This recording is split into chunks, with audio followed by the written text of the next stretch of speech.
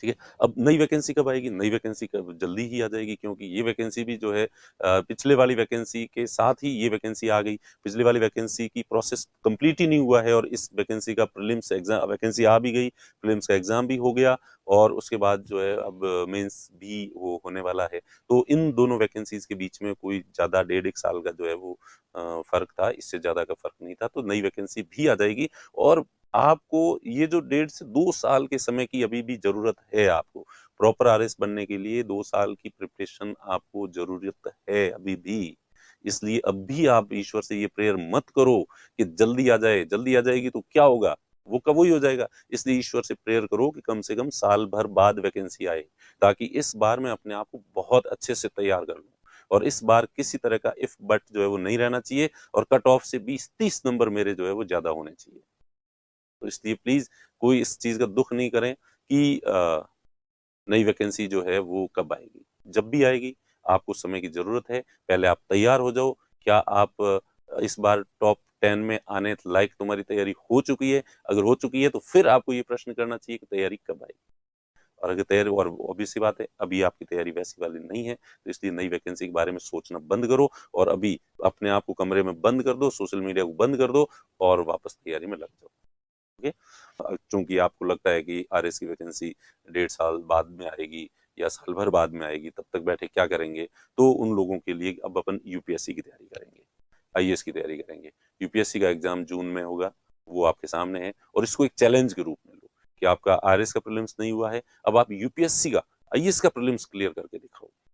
और इसके लिए संकल्प आपको लेना है, हम आपके साथ में है इस संकल्प में। इसलिए दिवाली के बाद जो है हम एक बैच शुरू करेंगे। जो स्प्रिंग बोर्ड के जो पुराने स्टूडेंट्स हैं, जिन्होंने फाउंडेशन बैच कंप्लीट कर दिया, ये उनके लिए है। जो अभी रनिंग बैचेज में पढ़ रहे हैं उनके लिए ये नहीं है। और अभी जिनके रनिंग बैचेज में जो बच्चे पढ़ रहे हैं और उनका जब कंप्लीट हो जाएंगे ये, तो उनके लिए अलग से जो है हम इस तरह का बैच शुरू कर देंगे। तो दिवाली के बाद हम एक आईएएस का बैच जो है वो शुरू करेंगे और उसमें हालांकि फीस लेना हमारा उद्देश्य नहीं है उसमें, क्योंकि हमारे जो एक्सपेंडिचर्स होंगे वो बहुत ज़्यादा होंगे और आपकी फीस से कुछ हो नहीं सकता। लेकिन बिल्कुल फ्री में भी रखना जो है वो सीरियसनेस को थोड़ा कम कर देता है। तो इसलिए उसकी नॉमिनल फीस जो है केवल 12,000 रुपये जो है फीस रखी है हमने। और ये आप समझ सकते हैं कि 12,000 रुपये कोई फीस नहीं है और ये केवल स्प्रिंग बोर्ड के पुराने जो स्टूडेंट्स हैं उनके लिए है, बाकी वाले आउटसाइडर्स के लिए जो नहीं है। ओके।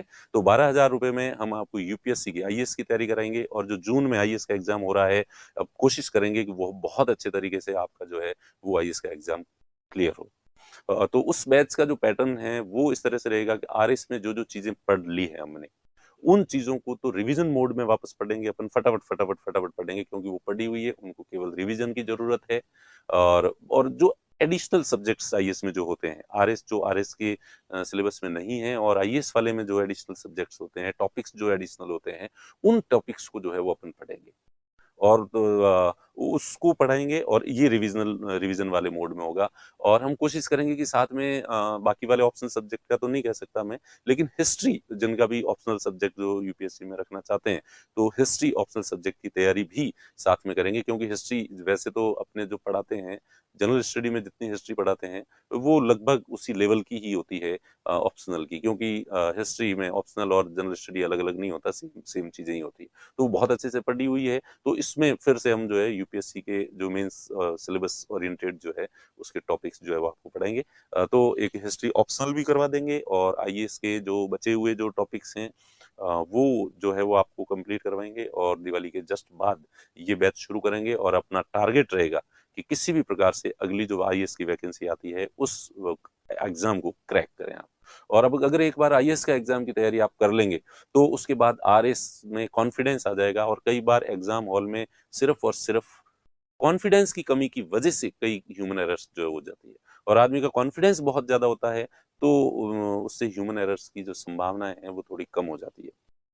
तो इसलिए जो है ये मेन बात यही थी कि जो है आईएएस का बैच शुरू करेंगे दिवाली के बाद, तो आप लोग जो है वो तैयार हो जाइए, सीट की पेटी बांध लीजिए, कमर कस लीजिए और इस चीज को जो बीती ताई बिसार दे, जो हो गया वो हो गया, उसको पीछे छोड़ दीजिए।